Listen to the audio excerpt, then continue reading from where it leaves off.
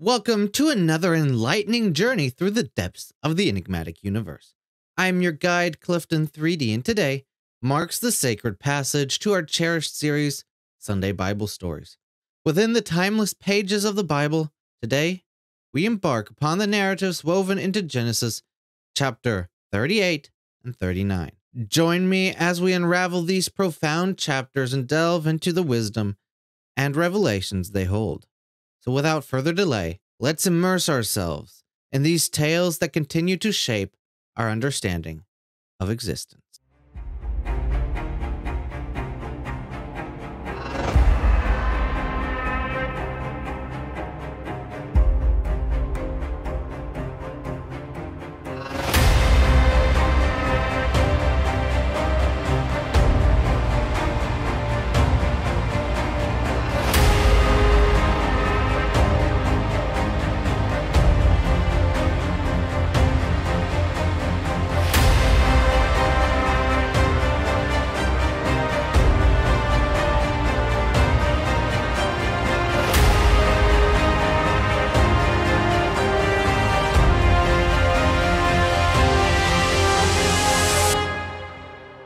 As always, we are reading the King James Online Study Bible, Genesis chapter 38. And it came to pass at the time that Judah went down from his brethren and turned into a certain Adullamite, whose name was Hira. And Judah saw there a daughter of a certain Canaanite, whose name was Shua. And he took her and went in unto her, and she conceived, and bare a son, and he called his name And she conceived again, and bare a son, and she called his name Onan. And she yet again conceived, and bare a son, and called his name Shelah. And he was at Chezib when she bare him. And Judah took a wife for his firstborn, whose name was Tamar. And Judah's firstborn, was wicked in the sight of the Lord, and the Lord slew him. And Judah said unto Onan, Go in unto thy brother's wife, and marry her, and raise up seed to thy brother.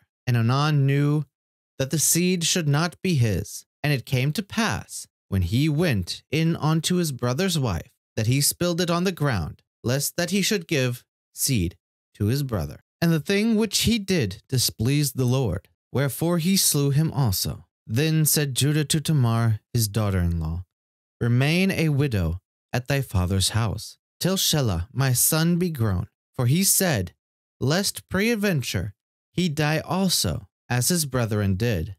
And Tamar went and dwelt in her father's house. And in process of time, the daughter of Shua, Judah's wife, died. And Judah was comforted, and went up unto his sheep shearers to Timnath, he and his friend Hira, the Adullamite. And it was told to Tamar, saying, Behold, thy father-in-law goeth up to Timnath to shear his sheep. And she put her widow's garments off from her, and covered her with a veil, and wrapped herself, and sat in an open place, which is by the way to Timnath. For she saw that Shelah was grown, and she was not given unto him to wife. When Judah saw her, he thought her to be a harlot, because she had covered her face. And he turned unto her by the way, and said, Go to, I pray thee, let me come in unto thee. For he knew not that she was his daughter-in-law. And she said, What wilt thou give me, that thou mayest come in unto me? And he said, I will send thee a kid from the flock. And she said, Wilt thou give me a pledge, till thou send it? And he said, What pledge shall I give thee?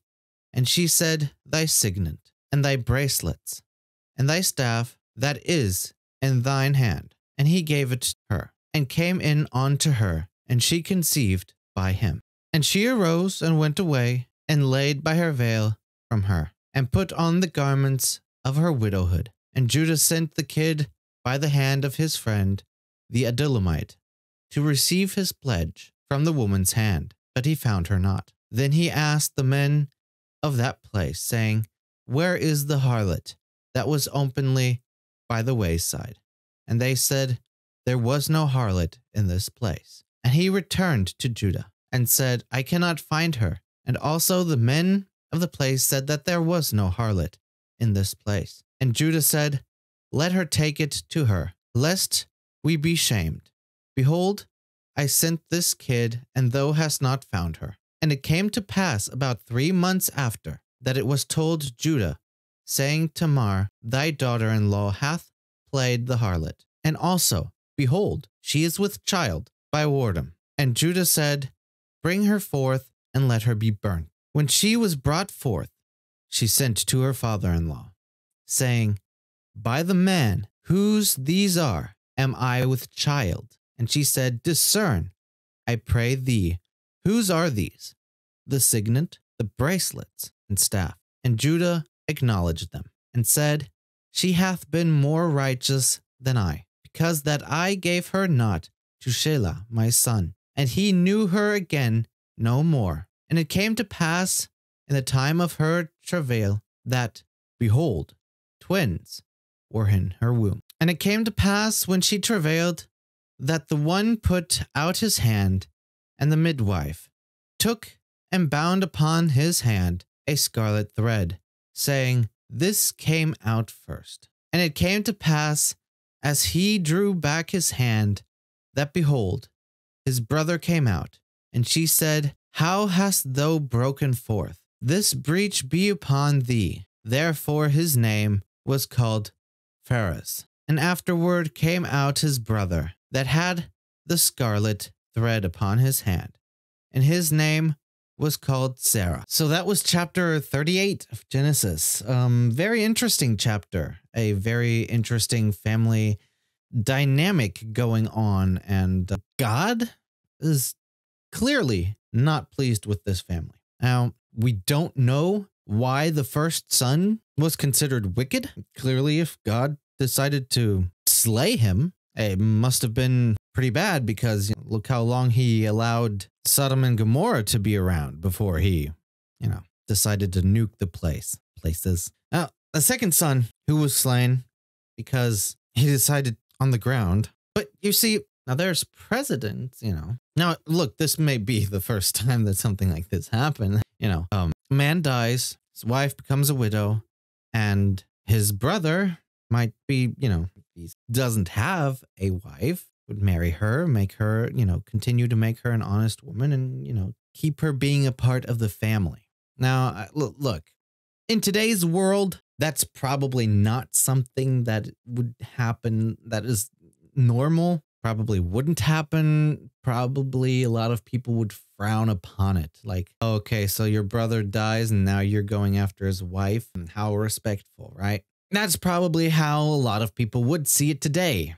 Back then it may not have been president yet, but I know like in the Middle Ages, that was something normal. You would, that way you would keep that connection in the family, and possibly that would have something to do with keeping the connection to the broader family, like whatever comes with that connection. Of course, it could be that, yes, but I'm not sure. But even on a moral standpoint, I'm not sure that I would personally see it as something wrong, something bad. I mean, if you get along, if you like each other, I don't see, I don't know. Anyway, let me know down in the comments below what you think of that chapter. I thought it was very interesting, and towards the end where Tamar basically whores herself out to her father-in-law to get what she wants. I mean, I kind of get it. Hey, I'm going to show you. But his reaction to burn her, that's kind of, that's messed up. Like, look, I'm sorry. That is messed up. No. Nope. Anyway, let's continue on to Genesis chapter 39. Genesis chapter 39. And Joseph was brought down to Egypt, and Potiphar, an officer of Pharaoh, captain of the guard, an Egyptian, brought him to the hands of the Ishmaelites, which had brought him down thither. And the Lord was with Joseph, and he was a prosperous man, and he was in the house of his master the Egyptian. And his master saw that the Lord was with him, and that the Lord made all that he did to prosper in his hand. And Joseph found grace in his sight, and he served him, and he made him overseer over his house, and all that he had put into his hand. And it came to pass from the time that he had made him overseer in his house and over all that he had, that the Lord blessed the Egyptian's house for Joseph's sake. And the blessing of the Lord was upon all that he had in the house and in the field. And he left all that he had in Joseph's hand, and he knew not aught he had, save the bread which he did eat. And Joseph was a goodly person, and well favored. And it came to pass after these things that his master's wife cast her eyes upon Joseph, and she said, Lie with me. But he refused, and said unto his master's wife, Behold, my master wottest not was is with me in the house, and he hath committed all that he hath to my hand. There is none greater in this house than I, neither hath he kept back anything from me but thee. Because thou art his wife, how then can I do this great wickedness and sin against God? And it came to pass, as she spoke to Joseph day by day, that he hearkened not unto her to lie by her or to be with her. And it came to pass about this time that Joseph went into the house to do his business, and there was none of the men in the house there within. And she caught him by his garment, saying, Lie with me. And he left his garment in her hand and fled, and got him out. And it came to pass, when she saw that he had left his garment in her hand, and was fled forth, that she called unto the men of her house, and spoke unto them, saying, See, he hath brought in an Hebrew unto us to mock us. He came in unto me to lie with me. And I cried with a loud voice. And it came to pass, when he heard that I lifted up my voice and cried, that he left his garment with me, and fled, and got him out. And she laid up his garment by her, until his lord came home. And she spoke unto him according to these words, saying, The Hebrew servant, which thou hast brought unto us, came in unto me to mock me. And it came to pass, as I lifted up my voice and cried, that he left his garment with me, and fled out. And it came to pass, when his master heard the words of his wife, which she spoke unto him, saying, After this manner did thy servant to me, that his wrath was kindled. And Joseph's master took him and put him into the prison, a place where the king's prisoners were bound, and he was there in the prison.